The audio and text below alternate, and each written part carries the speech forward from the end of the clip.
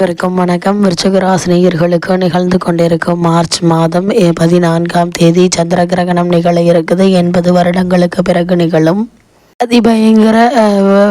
அதிபயங்கர சந்திர கிரகணமாக இந்த சந்திர கிரகணம் அமைய இருக்குது. அப்படிப்பட்ட இன்றைய நாளில் நீங்கள் என்ன செய்ய வேண்டும், என்ன செய்யக்கூடாது, என்ன செய்தால் என்ன மாதிரியான நன்மைகள் எல்லாம் ஏற்படும் என்பது குறித்தான முழுமையான பதிவு தான் இந்த வீடியோவில் நம்ம விரிவாக பார்க்க போகிறோம். அந்த வகையில் நிகழ்ந்து கொண்டிருக்கும் 2025ஆம் ஆண்டில் முதல் சந்திர கிரகணம் மார்ச் 14ஆம் தேதி நிகழ இருக்கு. பொதுவாக சந்திர கிரகணத்தின் போது நாம் செய்ய வேண்டியதும் செய்யக்கூடாத விஷயங்கள் என்ன என்பதை தெரிந்து கொள்வோம். இந்த ஆண்டில் முதல் சந்திர கிரகணம் மார்ச் மாதம் 14ஆம் தேதி நிகழ உள்ளது. மங்களான பெரும்பரல் சந்திர கிரகணம் ஏற்பட உள்ளது. இது உலகில் பல பகுதிகளில் தெரியும். இந்த கிரகணத்தின் போது நாம் செய்ய வேண்டிய விஷயங்கள் என்ன, கவனமாக இருக்க வேண்டிய விஷயங்கள் என்ன என்பதை தெரிந்து கொள்வோம். சூரியன் மற்றும் சந்திரனுக்கு இடையே பூமி ஒரே நேர்கோட்டில் வரும்போது சந்திர கிரகணம் ஏற்படுகிறது. அதாவது தற்போது மீன ராசியில் நிழல் கிரகமான ராகுடன் சூரியன் சஞ்சரிக்கக்கூடிய நிலையில் அவர்களுக்கு நேர் எதிரே சப்தமஸ்தானத்தில் கன்னி ராசியில் கேதுவுடன் சந்திரன் சேர உள்ளார். இதனால் சந்திர கிரகணம் ஏற்படுகிறது. அந்த வகையில் மார்ச் மாதம் 14ஆம் தேதி வெள்ளிக்கிழமை சந்திர கிரகணம் நிகழ இருக்குது.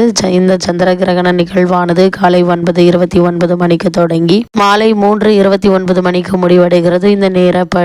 இந்திய நேரப்படி இந்த சந்திர கிரகணமானது பகல் பொழுதில் ஏற்படுவதால் இதனை இந்தியாவில் பார்க்க முடியாது. அது மட்டுமில்லாமல் சந்திர கிரகணம் எங்கு தெரியும் என்று பார்க்கும்போது இந்த சந்திர கிரகணமானது கிழக்கு ஆசியா, தென்மேற்கு ஐரோப்பா, கிழக்கு ஆப்பிரிக்கா, அட்லாண்டிக் பெருங்கடல், வடதுருவம் மற்றும் தென்துருவம், தென் அமெரிக்கா, பசிபிக் பெருங்கடல் உள்ளிட்ட பகுதிகளில் பார்க்க முடியும். இந்த சந்திர கிரகணத்தின் போது என்ன செய்யக்கூடாது என்று பார்க்கும்போது சந்திர கிரகணம் ஏற்படும் போது ஒரு சில விஷயங்களில் நாம் சிறப்பாக உடன் செலுத்த வேண்டும். அதே போல் இந்த சந்திர கிரகணம் ஏற்படும் போது எல்லாம் அதன் சூத காலம் அதற்கு 9 மணி நேரத்திற்கு முன் தொடங்கும். இந்த சூத காலத்தில் நாம் எந்த ஒரு சுப காரியங்களையும் செய்யக்கூடாது. மேலும் சந்திர கிரகணத்தின் போது உணவு சமைப்பதையும் சாப்பிடுவதையும் தவிர்க்க வேண்டும். கிரகண காலத்தில் தெய்வ சிலை செய்ய தொடக்கூடாது, கோவிலுக்குள் நுழையக்கூடாது. கிரகண நேரத்தின் போது கத்தி, ஊசி போன்ற கூர்மையான பொருட்களை பயன்படுத்தக்கூடாது. அதே போல குறிப்பாக சந்திர கிரகணத்தின் போது கர்ப்பிணி பெண்கள் வெளியில் செல்லக்கூடாது.